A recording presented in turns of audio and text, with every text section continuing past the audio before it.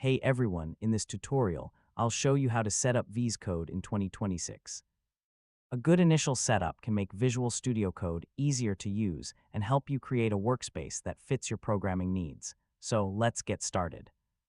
First, open VS Code and choose the option to open a folder. Select an existing project folder or create a new folder if you're starting a new project.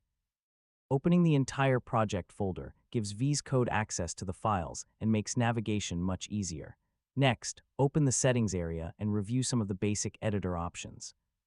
You can adjust the font size, word wrap, tab behavior, autosave, formatting, and other preferences. You don't need to change everything at once. Start with settings that make your everyday work more comfortable. After that, check the extensions section. Search for extensions that support the programming languages or frameworks you use.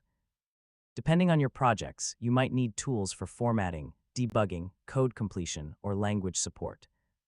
If you use Git, open the source control section and make sure your project is configured correctly.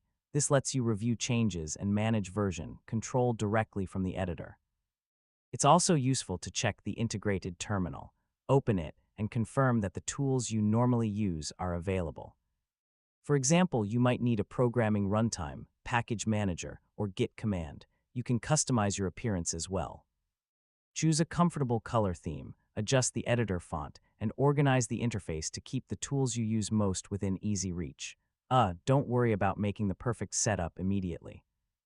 Your preferences will probably change as you work with VS Code, and you can update the settings whenever you need to. And that's how to set up VS Code.